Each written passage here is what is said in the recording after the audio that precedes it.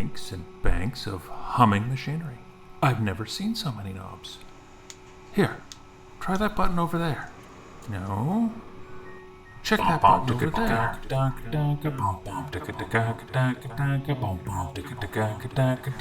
Cable here.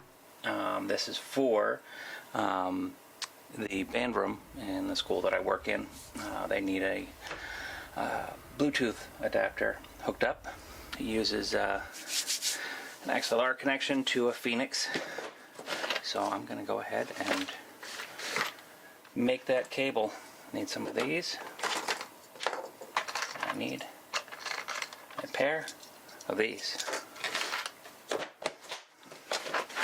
this out of the way. And then some cable. Figure I only need about 4 feet, so I'm gonna make a pair of these. 4 feet, maybe less than 4 feet. What am I thinking? 4 feet.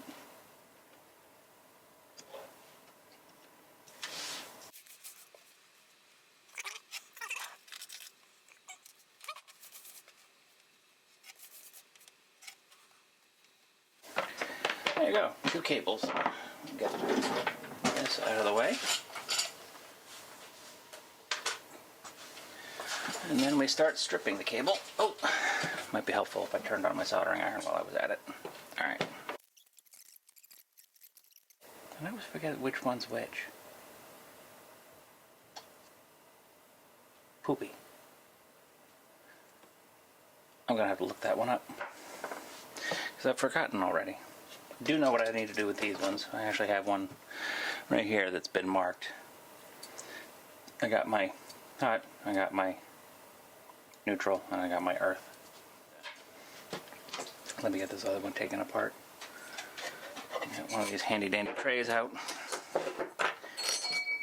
Put the bits in. Slightly nerdy. Ow.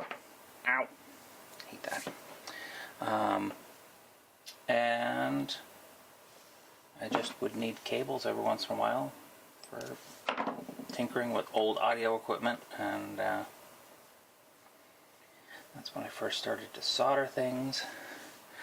And this is way in the hell too freaking long. Well, yeah. But we'll deal with it.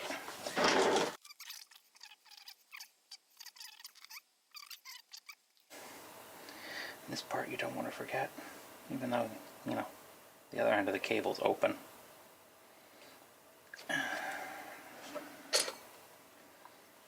Still, good habit to get into. Make sure all your parts are actually there.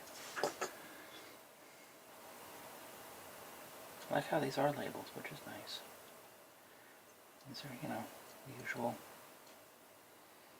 Amazon specials.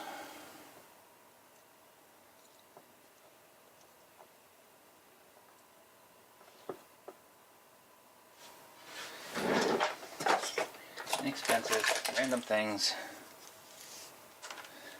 Just take a chunk of solder.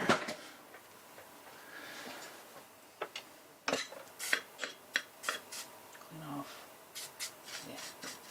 Yeah. Used this yesterday at the school. I'll post that video as well. Soldering skills. Da. Dum dum dum. There we go. And it didn't stick. Woohoo! Just perfecto. Perfecto. Mundo. Mundo perfecto. Normally I'd be listening to music doing this, but I can't really say much. And YouTube will get upset. Well, there you have it.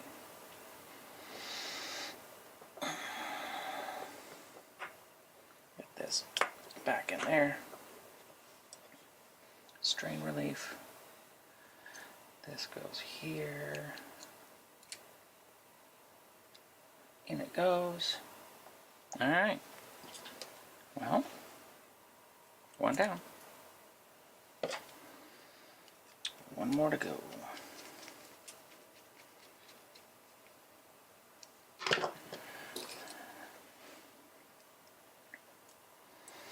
this in here. I mean, really.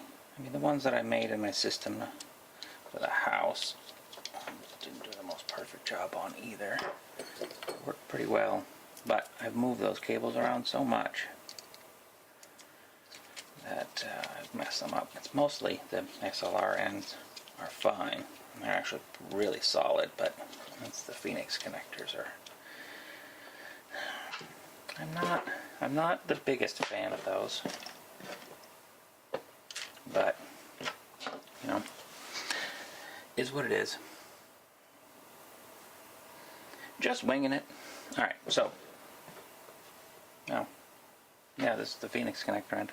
I was gonna put another XLR on this one. That would have been whoopsies. Yep, I don't need it this long. My cheat sheet. Gotta have the cheat sheet.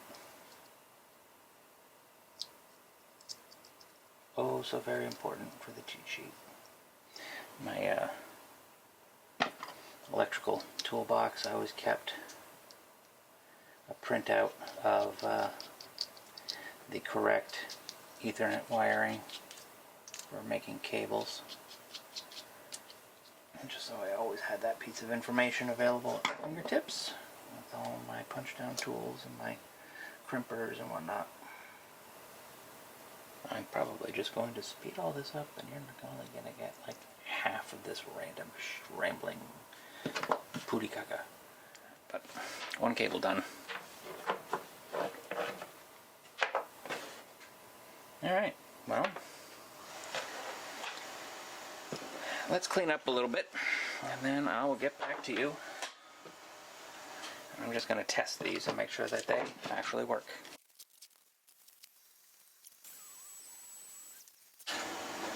Multimeter in continuity mode.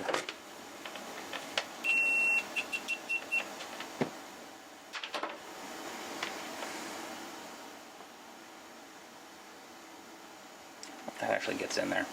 I usually do it from the screws on the top because they're more accessible.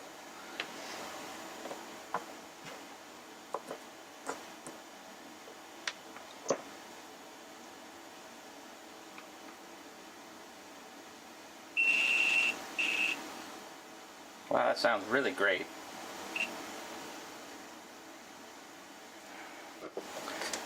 Alright, try that again. There we go. And nothing on those. Good.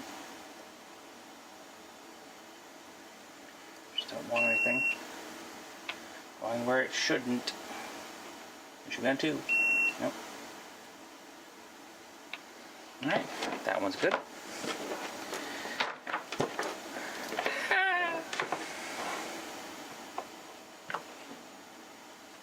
I do check the body.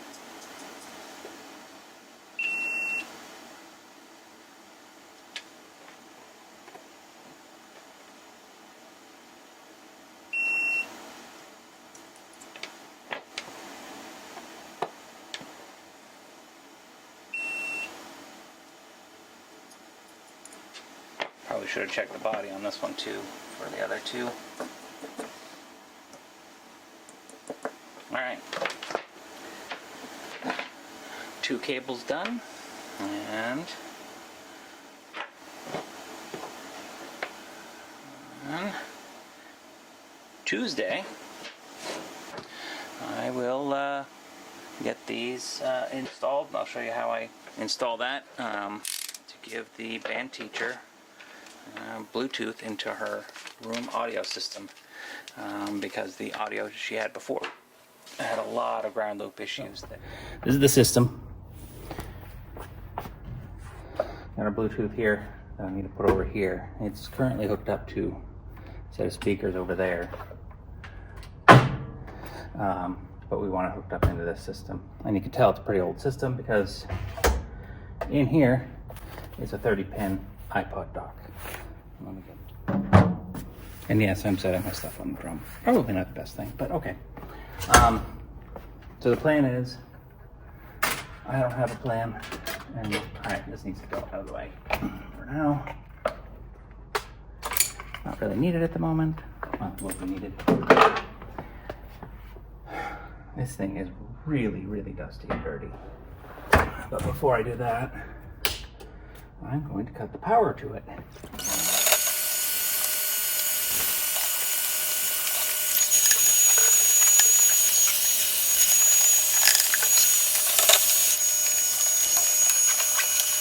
Okay, there you have it. Am I in there?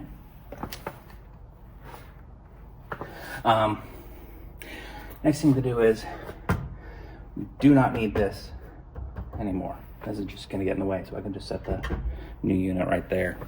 Find a tool, because I'm a tool. I'm going to save on these. Stick in a lower slot for now. Oof, that's dusty in there. I'm going to have to hit this with a vacuum again. More vacuuming. I'm just going to leave the vacuum sitting right there because I know I'm going to have to vacuum some more. And just so you guys know, you really should keep your equipment free of dust. That's going to be your number one killer. It insulates all your components, particularly in your amps and stuff, and it will let them overheat, and heat is the death of any of this electronic equipment. So let's pop this puppy open and have a look inside. Here we are over here. There's the latch that opens it. I vacuumed all in here too. Get that popped open. Bit of a tug. There we go. And I need to reposition this. Just gonna handheld this to show you guys what's all back up in here. Probably should have some sort of head-mounted thing. So this is the system. What we're gonna concentrate on today is right here. This is the iPod hookup. Yeah, get a little more cleaning done, and I'll be right back.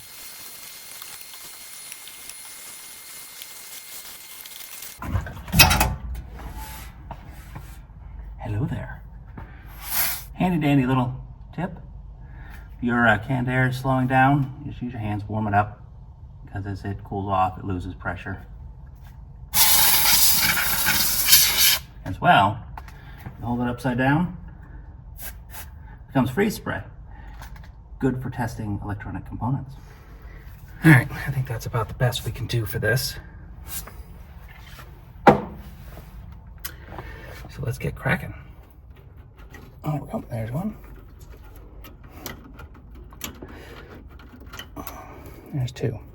What I'm gonna do is, when we're done, I'm gonna label these so we know what they're for. So, as I'm done, I did bring some zip ties with me so we can neaten this up afterwards. Let's see. That one in there. And this one in there. And then we will run it right along these. And I think I got that cable really good length. Sweet. Yeah, I think that will do nicely. I have the power for, this is where the iPod used to be hooked up. I'm just kind of running this right along where the previous cables have been. Any extra will go up there. So we'll figure out zip ties at the end, but we want to run this down along those. And that's right, we're gonna set the Bluetooth. Going handheld around to the front.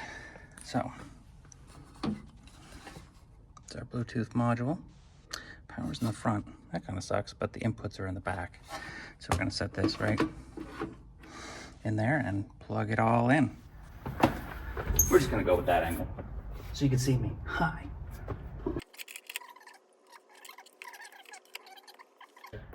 So we have this hooked up right here.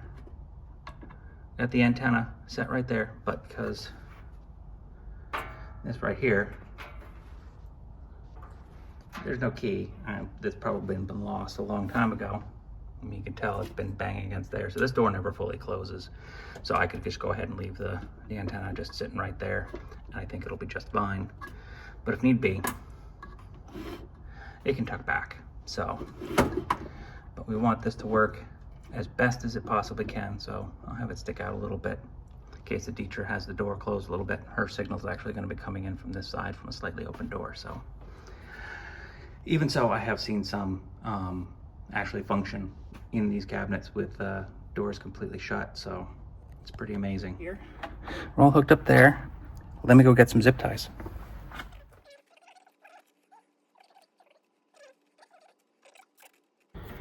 That's fine right there. And then get my other, wait, I just had some, where did I put, oh, on top.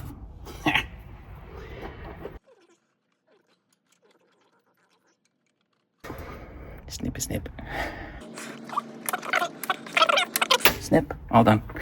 And I'm gonna put all of these bits in my bag and forget about them and then think I have zip ties. When in fact, I have none.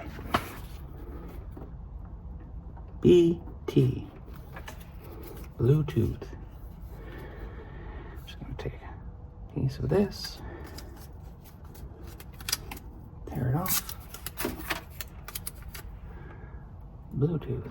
And I'm just gonna tape both of them together so they know Bluetooth.